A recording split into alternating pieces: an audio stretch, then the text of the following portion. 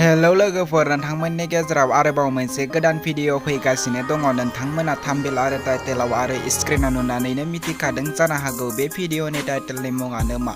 लोगोफोर, दिनैनि नैबे गोदान भिडिअआनो जादों जोबथाहां पार्ट 2। लोगोफोर, बिथांमोना नैबे भिडिअखौ दासिमबो जेबो आपल'ड खालामथ'वाखै।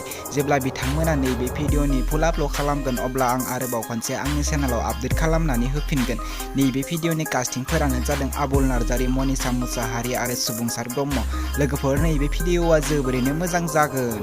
बिथांमोननि नैबे गोदान भिडिअखौ नायनो थाखाय बयबो नेनानै थाथ'दो। लोगोफोर, नैबे भिडिअनि स्ट'रि आरो डिरेक्शनानो जादों नयन मुसाहारि। जेब्ला बिथांमोना नैबे भिडिअखौ फुल आपल'ड खालामगोन अब्ला आं नोंथांमोननि गेजेराव आरोबाव खनसे आपडेट खालामफिनगोन। बिदिब्ला लोगोफोर, दिनैनि बे गोदान भिडिअनि गुसुं आपडेटआ बेनोसै। लोगोफोर, नोंथांमोना आंनि चेनेलखौ दासिमबो साबस्क्राइब खालामाखै अब्ला आंनि चेनेलखौ साबस्क्राइब खालामनानै गालां। बेफोरबायदि गोदान भिडिअनि आपडेट नोंथांमोना बयनिख्रुइबो सिगांसिन नायबाय थानो थाखाय। भिडिअखौ जागायनायनि सिगां नोंथांमोना आंनि गुबुन मोनसे गोदान इउटुब चेनेलखौ दासिमबो साबस्क्राइब खालामाखै अब्ला नोंथांमोना आंनि गोदान इउटुब चेनेलखौ साबस्क्राइब खालामनानै होदो।